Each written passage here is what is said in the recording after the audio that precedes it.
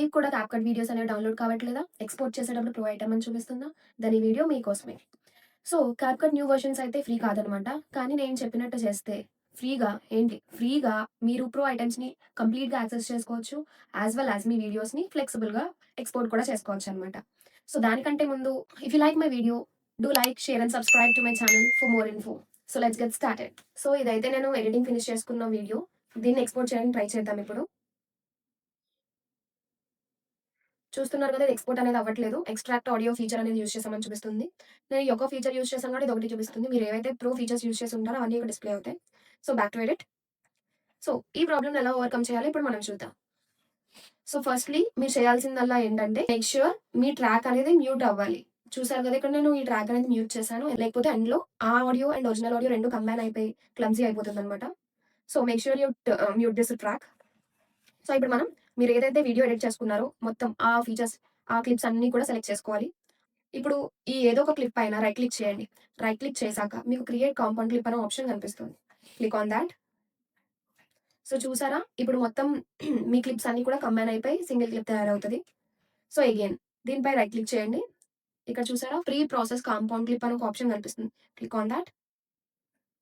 So, ఇది మీకు video లెంగ్త్‌ని బట్టి టైం తీసుకుంటుందనమాట. వితిన్ సెకండ్స్‌లోనే అయిపోతుంది.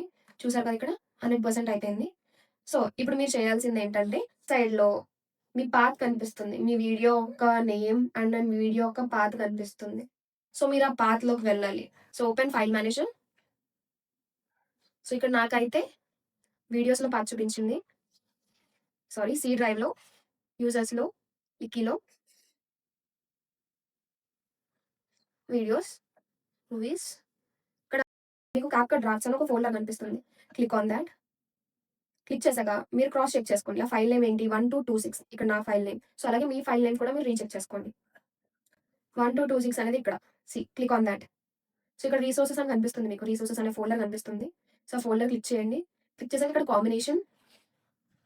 కాంబినేషన్ క్లిక్ చేసాక మీకు ఏదైతే ఫస్ట్ వీడియో ఉందో, సో, దాన్ని మనం క్యాప్‌కట్‌లోకి ఎక్స్‌పోర్ట్ చేసుకోవాలి. సో, ఈ ఫస్ట్ ఫైల్ ఏదైతే ఉందో దాన్ని మీరు ఇందులోకి ఎక్స్‌పోర్ట్ చేసుకోండి. సో, ఇలా ఇంపోర్ట్ చేసుకున్నాక ఈ లాస్ట్ వీడియో అనేది మాత్రమే మనం ఎక్స్‌పోర్ట్ చేసుకున్నదనమాట. సో, దాన్ని డ్రాగ్ చేసుకుంటూ ఈ క్లిప్ పై తీసుకురండి. తీసుకొచ్చాక సో, రీప్లేస్ అని అడుగుతది. దాన్ని రీప్లేస్ చేసుకోండి. రీప్లేస్ క్లిప్ పైన క్లిక్ చేయండి. అది రీప్లేస్ అవుతది. మీరు ఆడియో అనేది టర్న్ చేయాలి. అంటే ఈ ట్రాక్‌ని అన్‌మ్యూట్ చేయాలనమాట. ఇప్పుడు మీ వీడియో అనేది మీరు ఏదైతే ఎడిటింగ్ చేసుకున్నారో యాజ్ ఇట్ ఈజ్ అలాగే ప్లే అవుతుందనమాట. ఇప్పుడు మీరు ఈజీగా ఎక్స్‌పోర్ట్ చేసుకోవచ్చు. ఇప్పుడు మీరు ఎక్స్‌పోర్ట్ క్లిక్ చేసి చూడండి. సో, ఇప్పుడు ఎక్స్‌పోర్ట్ చేసి ట్రై చేద్దాం. డన్. ఎక్స్‌పోర్టెడ్. సో, అంతేనండి. నేను చెప్పిన ప్రాసెస్ ఇలా క్లియర్‌గా ఫాలో అయితే మీరు వితిన్ ఎ మినిట్ మీ వీడియోని ఎక్స్‌పోర్ట్ చేసుకోవచ్చు. So, thoughts all. Subscribe for more info.